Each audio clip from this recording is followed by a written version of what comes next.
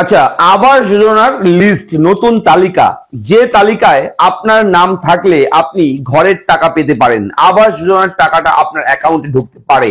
এই নিয়ে বিভিন্ন আপডেট আমি বিভিন্ন ভাবে কিন্তু বিভিন্ন সোশ্যাল মিডিয়া প্ল্যাটফর্মে দেখছি এবং সার্চ করে দেখতে দেখতে নিজেও বিভিন্ন ভাবে রিসার্চ করলাম যে আদৌ কি আবাস যোজনার যে 2024-এর এই যে নতুন তালিকা পশ্চিমবঙ্গ রাজ্য সরকার প্রকাশ করতে চলেছে, সেই তালিকা কি অলরেডি পাবলিশ করে দিয়েছে?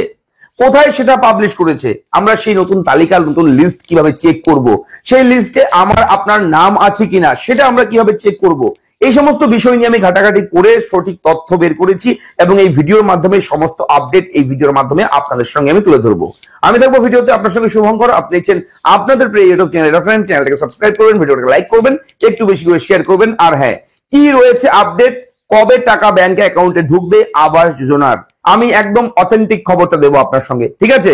যে কবে কোথায় আপনি অনলাইনে চেক করবেন নাকি অফলাইনে চেক করবেন, সেটা আপনি কিভাবে করবেন সেটা আমি দেখাবো, মন দিয়ে দেখুন। ইতিমধ্যেই কিন্তু দিনক্ষণ ঘোষণা করে দিয়েছে পশ্চিমবঙ্গ রাজ্য সরকার আবাস যোজনার টাকা নিয়ে। আপনার ব্যাংক অ্যাকাউন্টে কবে ঢুকবে সেই আবাস যোজনার টাকা, অবশ্যই ঘরের জন্য যে টাকা, অবশ্যই এই ভিডিওতে আপনি জানতে পারবেন। মনোযোগ সহকারে ভিডিওটা দেখবেন, শুনবেন, বুঝবেন, অবশ্যই আমি বলে দেবো। আবাস যোজনা নিয়ে এবার নয়া নির্দেশ দিল রাজ্য সরকার। আগামী 23 ডিসেম্বর তারিখের মধ্যেই আবাস যোজনার টাকা বরাদ্দ শুরু করতে নির্দেশ দেওয়া হয়েছে।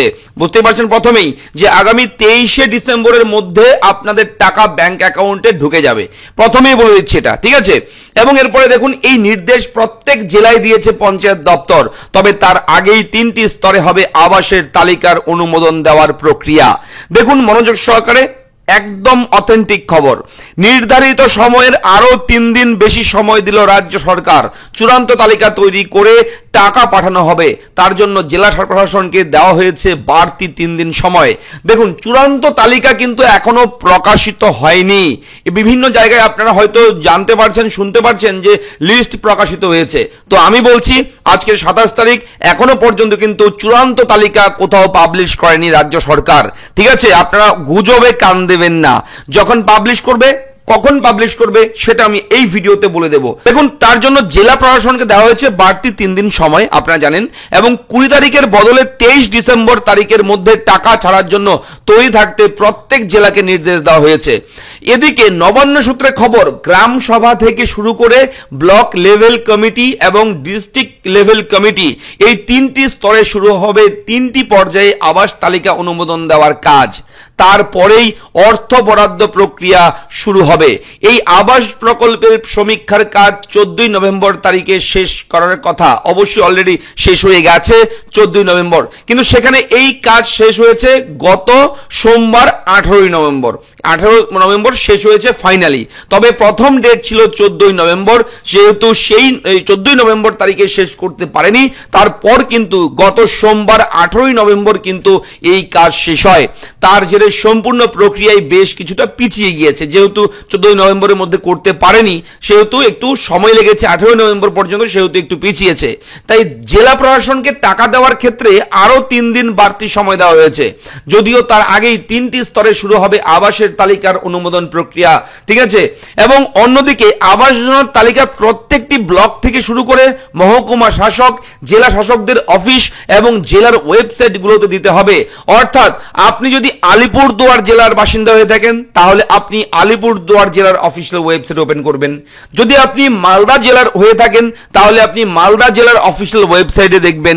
যদি আপনি বাঁকুড়া, বীরভূম, মুর্শিদাবাদ, নদিয়া, তারপর কলকাতা, কোচবিহার, জলপাইগুড়ি, দার্জিলিং, যে কোনো জেলা, যতগুলো জেলা রয়েছে পশ্চিমবঙ্গ রাজ্যের, আপনার যে জেলা রয়েছে সেই জেলার নির্দিষ্ট একটা ওয়েবসাইট আছে, সেই ওয়েবসাইটে আপনি কিন্তু সেই তালিকাটা পেয়ে যাবেন এবং প্রতিটি জেলার অফিসিয়াল ওয়েবসাইটে কিন্তু সেই তালিকা দেওয়া হবে।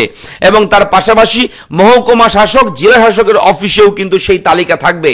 এবং 29 নভেম্বর থেকে 6 ডিসেম্বর পর্যন্ত এই তালিকা সর্বত্র দিতে হবে। দেখুন, স্পষ্ট করে বলে দিচ্ছি, কয় তারিখ দেবে? 29 নভেম্বর থেকে, আগামী 29 তারিখ থেকে 6 ডিসেম্বর পর্যন্ত এই তালিকা সর্বত্র দিতে হবে। আপনারা কিন্তু অফিসিয়াল ওয়েবসাইটে 29 তারিখ থেকে কিন্তু পেয়ে যাবেন। তো আজকে 27 তারিখ, তো আজকে পসিবল না কোনোভাবেই, এখনো পর্যন্ত কিন্তু লিস্ট প্রকাশ করেনি কর্তৃপক্ষ, রাজ্য সরকার, এবং 29 নভেম্বর থেকে কিন্তু এই তালিকা দেখতে পাওয়া যাবে। এবং এই সময়সীমার মধ্যে তালিকা থেকে আসা যে কোনো অভিযোগ খতিয়ে দেখে তার মীমাংসা করতে হবে। যদি সেই তালিকায় কোনো ভুল থাকে, কোনো কিছু কারেকশনের থাকে, তাহলে সেটাও কিন্তু আপনারা ঠিক করাতে পারবেন সেখান থেকে, ঠিক আছে। এবং বলে রাখি, প্রত্যেক জেলায় আবাস তালিকা নিয়ে নানা নির্দেশ দিয়েছে পঞ্চায়েত দপ্তর। লোকসভা নির্বাচনের প্রচারে এসে তৃণমূল কংগ্রেসের সর্বভারতীয় সাধারণ সম্পাদক বলেছিলেন, আপনারা নিজেদের অধিকারকে সামনে রেখে ভোট দিন। আগামী 31 ডিসেম্বরের মধ্যে আবাস যোজনার প্রথম কিস্তির টাকা দেবে রাজ্য সরকার। তো বুঝতে পারছেন কবে নতুন লিস্ট, ফাইনাল লিস্ট পাবলিশ করবে রাজ্য সরকার, সেই তারিখ হচ্ছে 29 নভেম্বর। এবং কবে টাকা দেবে দেখুন, আগামী 31 ডিসেম্বরের মধ্যে, এই 2024 সালের ডিসেম্বরের 31-এর মধ্যে আপনারা কিন্তু এই প্রথম কিস্তির টাকা কিন্তু আপনার ব্যাংক অ্যাকাউন্টে পেয়ে যাবেন। এটা কিন্তু ইতিমধ্যে স্পষ্ট করে দিয়েছে রাজ্য সরকার।